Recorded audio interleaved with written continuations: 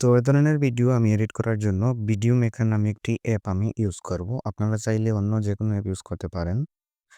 এখানে যে প্রসেসে আমি ভিডিওটা এডিট করব, আপনারা সেম প্রসেসে আরও যে অনেকগুলো এডিটর অ্যাপস রয়েছে সেখানে আপনারা এগুলো করতে পারবেন। তো আমি এখান থেকে একটা ভিডিও ইম্পোর্ট করে নিচ্ছি। ভিডিওটা এখান থেকে আমি সাইজটা আমার যতখান প্রয়োজন আমি ততটা এখান থেকে কেটে আমার ভিডিওর সাইজ অনুযায়ী আমি নিয়ে নিচ্ছি।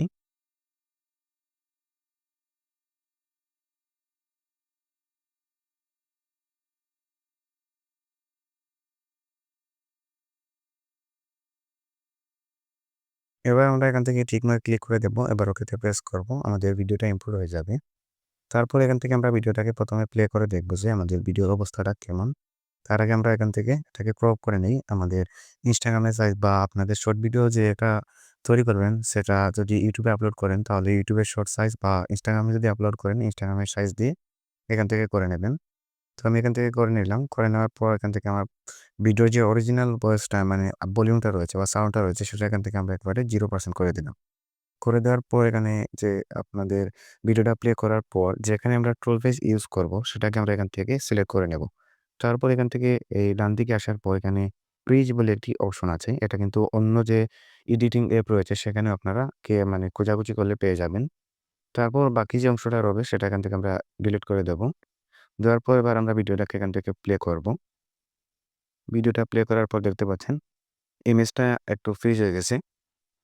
তো এবার আমরা এখানে একটা ট্রোল ফেসের ইমেজ এড করব। আমি ইমেজটা আগে থেকেই ডাউনলোড করে রাখছি ক্রোম ব্রাউজার থেকে। আপনারা এটাকে ডাউনলোড করে রাখবেন।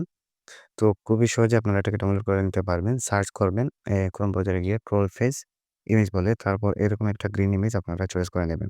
ইমেজটা ইনপুট করার পর এটার ব্যাকগ্রাউন্ডটা আমরা এখান থেকে রিমুভ করে দিচ্ছি। রিমুভ করার পর এটাকে আমরা আমাদের সাইজ মতো বসিয়ে নেব। তো এখান থেকে আমি এটাকে বসিয়ে নিচ্ছি। বসিয়ে নেওয়ার পর আমরা এখান থেকে একটা অ্যানিমেশন দেব যাতে আমাদের যখন টুল ফেসটা প্রথম আসবে এটা অ্যানিমেশন দিয়ে আসবে, তাহলে এটা দেখতে অনেকটা সুন্দর লাগবে। তো এখান থেকে আমার ইচ্ছা অনুযায়ী আমি একটা দিয়ে দিচ্ছি যেভাবে আমাকে এই টুল ফেসের এডিটিংটা একটু সুন্দর হয়। এখান থেকে এটাকে করে নেওয়ার পর এবার এটাকে আমরা এখান থেকে প্লে করে দেখব।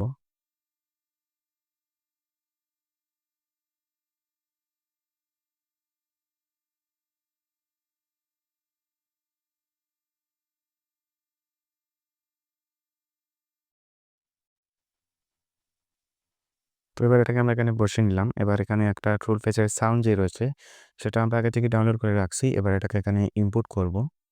এবং সেই অনুযায়ী আমরা আমাদের ভিডিওটাকে এডিট করব। নইলে পরে ইউটিউবে বা অন্য কোথাও ভিডিওটাকে আপলোড করলে সেখানে সাউন্ডটা ঠিকমতো বসবে না আরকি। এজন্য এখানে আমরা আগে থেকে টুল ফেসের সাউন্ডটা ডাউনলোড করে এখানে ইনপুট করলাম।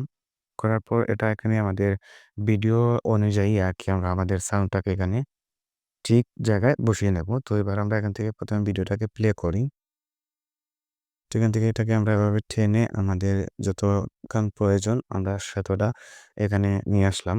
আসার পর এখান থেকে এবার যদি প্লে করি তাহলে এই সাউন্ডটা বর্তমানে আমাদের যে টুল ফেস যেখানে আমরা গিয়ে এডিটিং করছি সেখানে এই টুল ফেসের সেই সাউন্ডটা এখানে বাজবে। তো তারপর এখান থেকে আমরা চলে যাব এখান থেকে এই এফেক্ট বলে যে অপশন রয়েছে সেখানে গিয়ে একটা এফেক্ট এড করে দেব যাতে দেখতে অনেকটা সুন্দর লাগে। তারপর টিক মার্ক ক্লিক করে দেব। এবার যদি আমরা এখান থেকে ভিডিওটাকে প্লে করি তাহলে আপনারা দেখতে পাবেন।